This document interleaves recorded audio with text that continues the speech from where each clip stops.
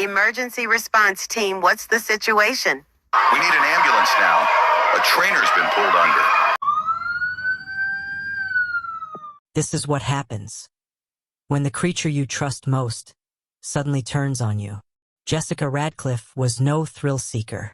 She was a marine biologist, a perfectionist, someone who believed that understanding and routine could tame even the most powerful predator. And for years, it seemed like she was right. Every day, she stepped into a tank with a 12,000-pound killer whale named Mallow. They danced, performed, trusted each other. Children laughed, cameras flashed, and behind the glass, no one questioned it. Until one day, in front of a sold-out crowd, everything changed. No warning, no misstep, just a sudden snap, a shift in the water, and then a silence so loud it swallowed the stadium whole. Why did Mallow, the orca she trained and loved, suddenly attack? Was it instinct, revenge, or something even darker no one dared to say out loud? This is the horrifying final story of Jessica Radcliffe, and it will change how you see animal entertainment forever. She trusted him. More than that, she loved him. Not just as a performer, not as a wild animal, but as a partner, as family. He was the centerpiece of the park, the headliner, the main event, the orca that brought in thousands of guests each week. He performed flawlessly for years, until one day, in front of a full crowd of families, children, and cameras, that trust was shattered. In seconds, what should have been a joyful performance turned into a nightmare. Screams replaced cheers. Water turned red, and a young woman full of life was gone. This is the story of Jessica Radcliffe. It isn't just about her death. It's about the warnings we ignored, the choices we made, and the truth we tried to hide. Jessica Radcliffe was raised just outside of Santa Cruz, California, with the Pacific Ocean practically in her backyard. Her father, a respected marine biologist, took her on boat trips, taught her how to read the tides, and showed her pods of dolphins dancing in the surf. From the time she could walk, she was mesmerized by the sea. As a child, she attended a marine park show and watched an orca leap from the water. That moment changed her life. She knew then she didn't want to just watch these animals. She wanted to be with them, train them, understand them. She enrolled in a marine biology program in college and got an internship at Ocean Haven Marine Park, a rising SeaWorld-style attraction just south of Monterey. She started by cutting fish, scrubbing tanks, and observing feeding schedules. But it was clear she had something special. The animals responded to her, especially one. Mallow was Ocean Haven's star orca, 22 feet long, 12,000 pounds, black and white, with a massive dorsal fin that towered like a sail. He had been captured young and trained for years. He knew how to wave, splash, spin, and breach on cue.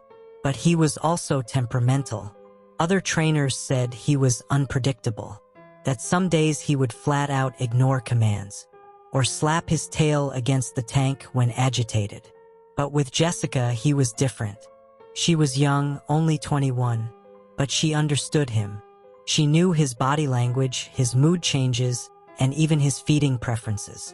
While others struggled to handle him, Jessica seemed to calm him. Within a year, she was promoted to lead orca trainer. She called Mallow her big boy. She believed in their bond. She believed that love and routine had tamed him. But orcas are not pets. They are predators. And that bond, as deep as it was still human-made. Over time, cracks began to show. Mallow became more aggressive during feeding sessions. He once lunged at another trainer, forcing them to leap back. He ignored whistle cues and slammed into the tank walls, hard enough to echo through the stadium. One junior trainer filed an internal incident report. Another requested that Mallow be pulled from the live water work. But management dismissed the concerns. It was the busy season. Mallow was the park's biggest draw. And Jessica? She wasn't blind to it. She noted some of his odd behavior in her log. But she believed he would never hurt her. She told a coworker the week before the tragedy. He's just moody lately, but we're okay. He knows me, but wild instincts don't vanish. They wait, and sometimes they snap. July 6, 2011. A sunny afternoon in California. Ocean Haven was packed. The stadium was filled with over 2,000 guests, families, school groups, tourists. People clutched ice cream cones, cameras, and stuffed orca toys. The music played loudly as the announcer introduced Jessica and Mallow. She stepped onto the platform, smiling. The crowd roared. Mallow surfaced beside her. The show went smoothly at first. Mallow did every trick on cue. He leaped, he splashed, he spun. And then came the finale, the synchronized swim. Jessica dove into the water, waving at the audience as Mallow circled her. It was a crowd favorite, a routine they'd done dozens of times. But not today. Mallow stopped circling. In a flash, he lunged. His jaws clamped down on Jessica's torso. She didn't even scream. He yanked her under the surface with terrifying force.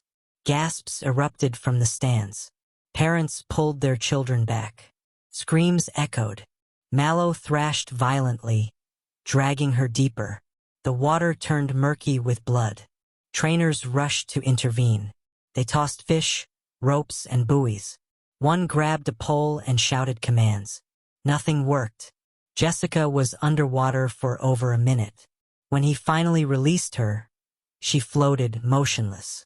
Divers pulled her out. Her wetsuit was torn. She had massive internal injuries, crushed ribs, and had drowned. She was pronounced dead on the pool deck. The park was evacuated in minutes. Children were crying. People screamed. Others stood frozen, horrified. Ocean Haven released a bland statement. A tragic accident. But those inside the park knew better. There had been warnings, and they had been ignored. Jessica's family was devastated. Her parents held a private memorial along the coast where she once played as a child. Her ashes were scattered into the Pacific. Her death sparked a national outcry. News crews camped outside the park. Animal rights groups protested. Former trainers came forward, sharing stories of abuse, mistreatment, and silenced concerns. Ocean Haven shut down within 6 months. The lawsuits didn't stop. Mallow was relocated to a semi-wild marine sanctuary in the Pacific Northwest. He lived the rest of his life without trainers, shows, or screaming crowds. But the damage had been done. Jessica believed love could bridge the gap between human and beast.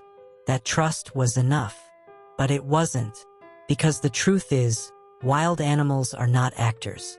They are not entertainers. They are not ours. Jessica Radcliffe was talented, brave, and passionate. She gave her heart to the ocean. But the ocean doesn't return guarantees.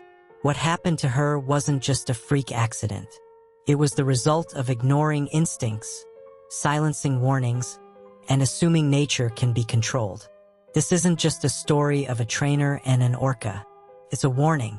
When we cage the wild for entertainment, eventually the wild reminds us who it really is. Rest in peace, Jessica. Your story will never be forgotten.